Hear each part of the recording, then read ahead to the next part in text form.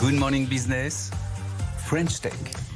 8h22 sur BFM Business et sur AMC Découverte. Notre invité dans la French Tech ce matin, c'est Raphaël Beaucris. Bonjour, vous êtes le cofondateur et Chief Revenue Officer de Didomi. Vous annoncez une levée de fonds de 72 millions d'euros. Ça faisait quelque temps qu'on n'avait pas vu des levées de ce niveau avec un fonds américain. Votre objectif, c'est acquérir une plateforme qui s'appelle Addingwell. On va en parler dans un instant. Votre métier à vous, c'est le ciblage publicitaire.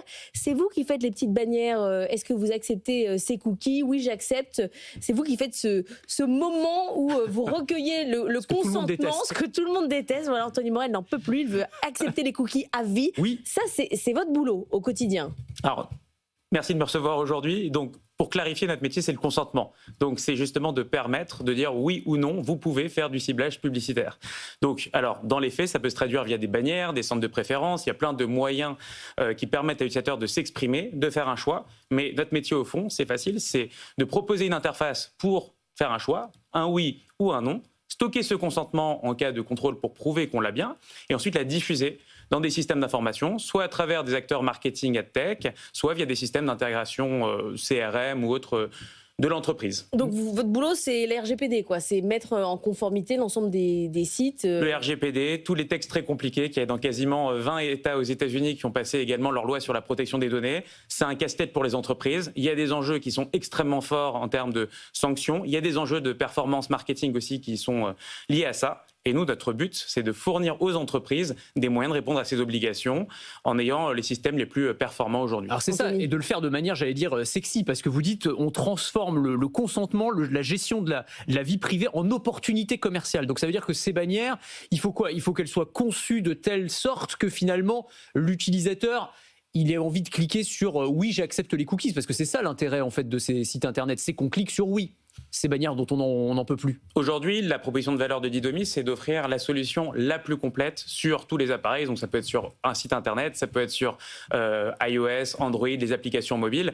Et ensuite, effectivement, nos clients, selon leurs différentes stratégies, vous pouvez avoir des éditeurs de presse qui, effectivement, reposent très largement sur des revenus publicitaires et des sites e-commerçants qui vont vendre des choses. Et en fait, c'est de proposer, finalement, l'expérience qui va être la plus conforme et, effectivement, leur permettre de générer des revenus. Moi, j'ai déjà cliqué sur non. J'avoue, ouais, moi j'ai dit non, je veux pas de ces cookies. On voit pas un changement majeur. Alors peut-être parce qu'il n'y a pas eu un acte d'achat ou ça fait quoi si on clique non et qu'on vit sans cookies? C'est une bonne question parce que souvent j'en parle à des dîners, les gens ne savent pas. En fait, si vous dites non normalement, et c'est aussi le sens aussi de cette acquisition, quand on va dire non, on va informer grosso modo toute la chaîne de partenaires qui travaillent avec le site ou l'application. Non, tu ne peux pas faire du retargeting pour Laure. Tu vas pas pouvoir quand elle va changer de site internet, tu vas ne pas pouvoir lui mettre une publicité sur le produit qu'elle a abandonné. Donc Criteo se prend un stop par exemple. Criteo se prend un stop, en tout cas, et l'A/B testing, beaucoup de choses, si on dit non. Donc, c'est impacté directement. On a des pubs non ciblées, en fait.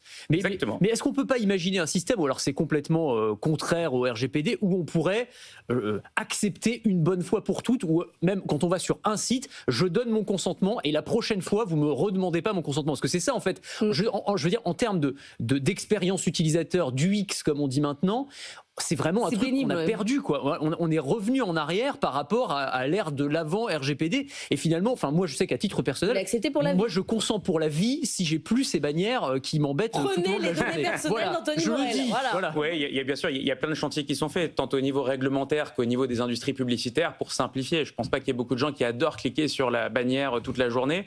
Il y a des mécanismes maintenant qu'on appelle le cross-device, c'est-à-dire qu'on va donner son consentement une fois. On va se connecter, se loguer quand on a un compte directement sur votre site internet ou autre. Et ensuite, si je suis déjà logué sur un autre appareil, on va avoir le choix qui est déjà sauvegardé. Donc il y a des choses qui sont faites. Après, c'est compliqué. Après, il y a eu des questions au niveau du navigateur. Est-ce que vous avez envie que Google Chrome un jour... Bon, il y a beaucoup d'actualités en ce moment sur la vente, le démantèlement On va en parler dans le journal de 8h30. Voilà, donc on ne va pas trop parler de cette actualité. Mais en fait, il n'y a pas de solution magique. L'Allemagne s'est attaquée au sujet des barrières il n'y a pas longtemps. Il y en a plein.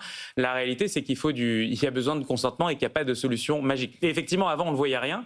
Mais ça, je me rappelle l'avoir dit sur le plateau il y a déjà quelques années ici. C'était mieux avant, mais avant, en fait, on ne vous demandait rien. L'expérience était top. Sauf qu'en fait, on vous retargetait dans tous les sens. Oui, on analysait mieux tout. Forcément avant, Anthony Morel. Moi, je m'en fiche d'être retargeté. Moi, ça me gêne pas d'avoir des publicités ciblées.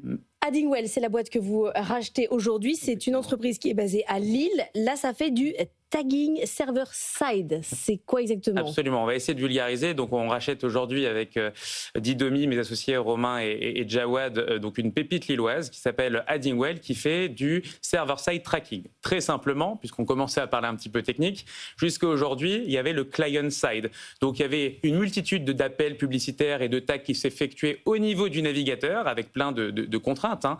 Temps de chargement, gouvernance de la donnée, pas trop de contrôle finalement pour les éditeurs de sites internet.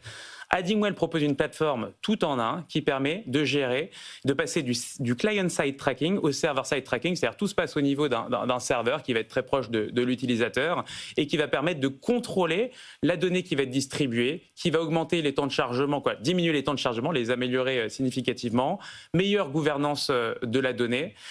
Et meilleur respect aussi des lois sur la protection des données. Donc avec cette acquisition, Didomi dit plutôt oui ou non. Et en fait, on a le meilleur de la technologie avec le server-side et Addingwell.